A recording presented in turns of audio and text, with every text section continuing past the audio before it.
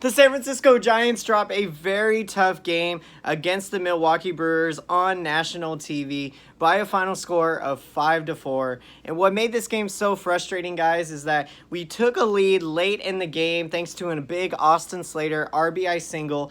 What a showing that Austin Slater has been having since being called up from Triple AAA Sacramento. He is hitting .450 now after coming late in the game, pitch hitting and going 2 for 2. And so with the Giants taking a 2-1 lead late in the game, we handed the ball off to the bullpen, and the bullpen unfortunately let us down.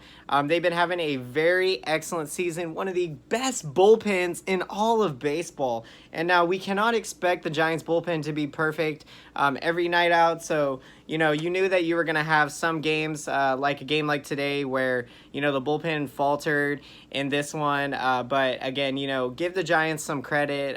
Brewers are a very tough team. They have a very deep lineup, and the Giants gave them a run for their money. And we almost literally came away with the victory. And that would have been extremely astounding because coming into the game, the Giants had won 7 out of their last 8 games on the year. And so this win could have potentially put us at 8 out of our last 9. But again, we can move past this, and we have a big opportunity in the final game of the series to try to get a big win, and that can clinch a series victory on the road against a very tough Milwaukee Brewers team. Now, Madison Bumgarner got the start for your San Francisco Giants, and the left-hander absolutely dealt in this one.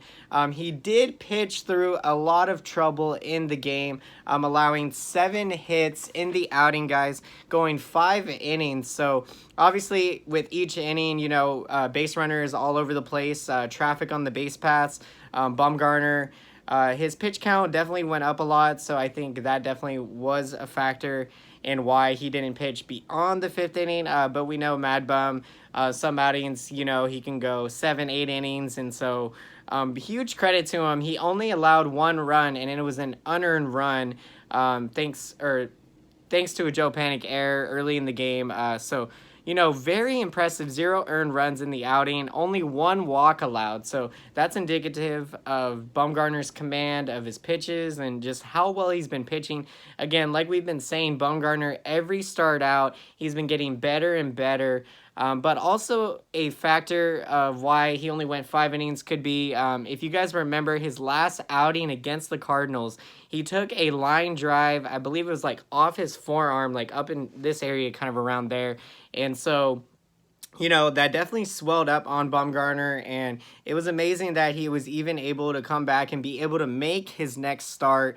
And so it just shows that bulldog mentality, that bulldog mindset that Madison Bumgarner has. And I mean, it's an edge that not a lot of big leaguers have. And I mean, when you look at the success that Bumgarner has had in his career, especially the playoff success, because we've seen a lot of great athletes be able to play well in the regular season, and for some reason, come playoff time, they're not able to, flip that switch in their brain, or, however way their body's wiring in those moments, those pressure, heat-seeking moments, they're not able to come through. So to see Bumgarner do what he's done for us, and I really hope that this outing was not the last outing that we will see Madison Bumgarner in a Giants uniform. I'm extremely hopeful that the Giants, if they can continue winning games like we have been the last 10, 12 games or so, then the Giants will be in a position to be big-time buyers at that July 31st trade deadline, and we will hold on to Madison Bumgarner, hopefully. The Giants opposed right-hander Zach Davies from the Brewers in this one, and he went 6 innings against the Giants, really holding the Giants lineup in steady. And that's impressive because the Giants lineup now can be said as one of the very deep lineups in baseball. They've been just putting on a show, double-digit runs, double-digit hits, multiple games. So really impressive from the Brewers righty to hold the Giants offense to only 2 hits, 1 unearned run allowed in the game, giving up 2 walks and striking out 5 batters. Now, let us get into the scoring of the game, guys, and how everything played out. In the top of the 1st inning, your Giants got on the board thanks to a Mike Yastrzemski sacrifice fly. So nice situational at bat for Yastrzemski there to give them a 1-0 lead. Now, in the bottom of the 5th inning, Christian Yelich, the MVP candidate from the Brewers, one of the best players in all of baseball, he ties the game. He's able to put the ball in play, and a fielding error from Joe Panic allowed the tying run to score, and so that tied the game at 1 run apiece. And then as we go to the 7th inning, like I said earlier, Austin Slater coming up clutch and doing big time things, hitting 450 now since being called up, knocks an RBI single to give the Giants a 2-1 lead. And in this position in the game, you're feeling really good. You know, we're feeling like we're going to get this dub. We're going to get this series victory. We're bringing in Tony Watson. And Tony Watson had a very nice 7th inning, guys. He got the first out, and then the next 2 batters reached. But then he was able to get Ryan Braun to hit a ground ball double play. So it was a nice pitch below the zone. Braun put it in play, got the double play. And so we went off to the 8th inning, still nursing a 1-run lead, a 2-1 lead. But in a hitter-friendly ballpark like Miller Park, no lead, especially not a 1-run lead, is going to be safe. And so as we went to the bottom of the 7th inning, bottom 8th inning, I should say, we brought in Sam Dyson, and it was not his night. He did not get a single batter out in his outing, and he gave up an astounding 4 hits, 3 earned runs, and so that gave the Brewers a 3-run lead. So it started off with a Jesus Aguilar RBI double, which tied the game at 2, and then Keston Herrera hit a RBI double to give them that 1-run lead at 3-2, and then Orlando Arcia added a sacrifice fly to, you know, top off the damage, making it 4-2 in that inning. So again, the bullpen, they have been lights out all season. So, again, we cannot expect the Giants bullpen to be perfect every night out. You're going to have games like this.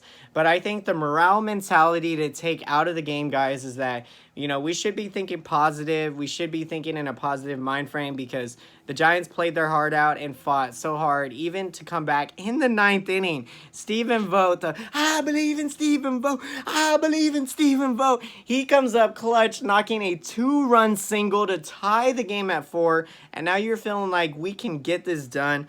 But when we go to the bottom of the 9th inning, the struggles continue, unfortunately, for Reyes Maranta. I believe his last outing, he allowed 3 earned runs, and so didn't really do a whole lot. And so not too sure so much on the struggles of Maranta, but in the outing, guys, he went 2/3 of an inning, gave up 1 hit, allowed the run, gave up a walk, and got 2 strikeouts. So the game-winning run came on a Ben Gamel RBI double in the bottom of the 9th, and that sent the Brewers home, and that ties the series at 1 game apiece.